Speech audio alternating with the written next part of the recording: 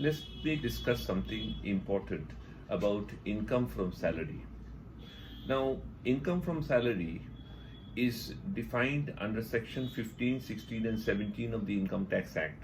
These three sections practically cover the entire head of income salary. But I will be concentrating towards the confusing part of it, that is the valuation of perquisites. Many of the employees today are given rent-free accommodation, whether the employee is working in a government organization or they are working in a non-government organization. Rent-free accommodation is provided to the employee. Now, how do you value the rent-free accommodation provided to you? The 17 subsection 2 of the Income Tax Act talks about perquisites, but the way in which this perquisite has to be valued is given in Rule 3, Sub-Rule 1 of a rent-free accommodation provided to a government employee or a non-government employee.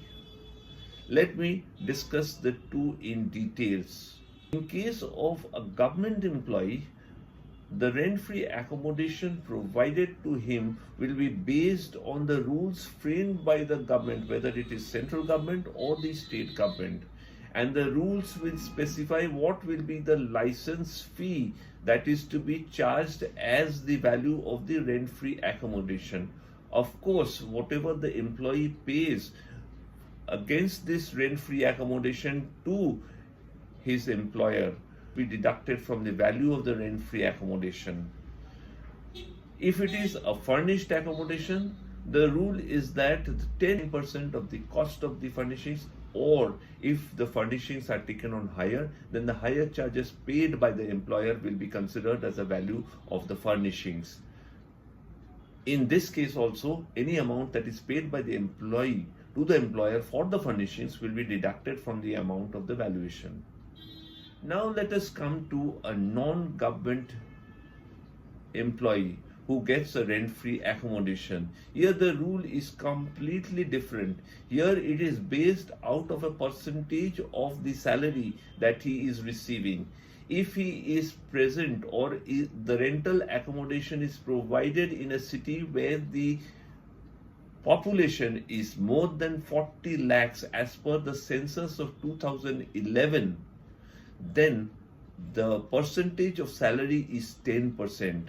That is, whatever is his salary income, calculate 10%, that is the value of the rent-free accommodation, less any amount that the employee pays to the employer for that accommodation.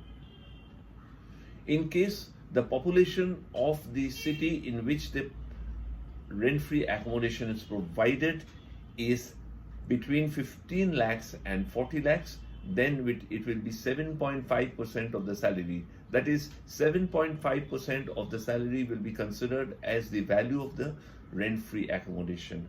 If the population is less than 15 lakhs, then the percentage will be even lesser. That is, 5% of the salary will be considered as the value of the rent-free accommodation. If furnished accommodation is provided, then the value of the furnishings will be considered as 10% of the cost of the furnishings, or if the furnishings are taken on hire, then the hire charges paid by the employer will be considered as a value of the furnishings. In this case also, any amount that is paid by the employee to the employer for the furnishings will be deducted from the amount of the valuation.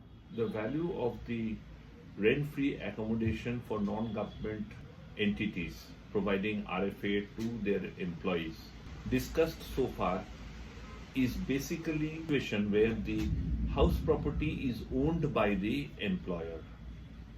Now, if the house property is taken on hire by the employer and given out to the employees for their rent-free accommodation, then the valuation of such property will have to be done by considering the amount of hire charges that is being paid, or the lease rent that is being paid by the employer, and 10% of the value of the salary, whichever is lower.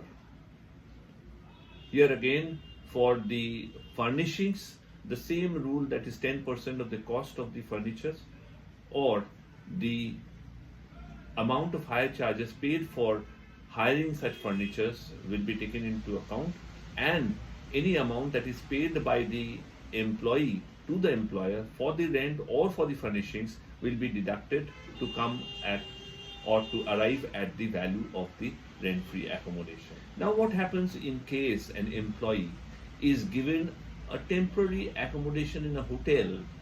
Then for the first 15 days of the stay will not be considered as taxable.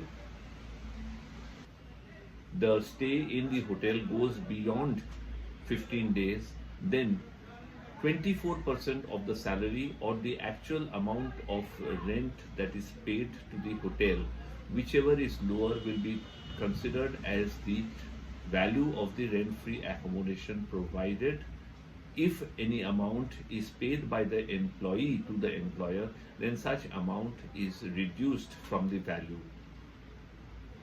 Now, in case of salary, definition of salary here is not the gestational duplicator case definition of salary. Here, salary includes everything, that is the basic salary, bonus, commission, taxable perquisites, the allowances that are received, everything is included. DA is also included if it is part of the terms of employment. Employer's contribution to PF is also to be included in the definition of salary.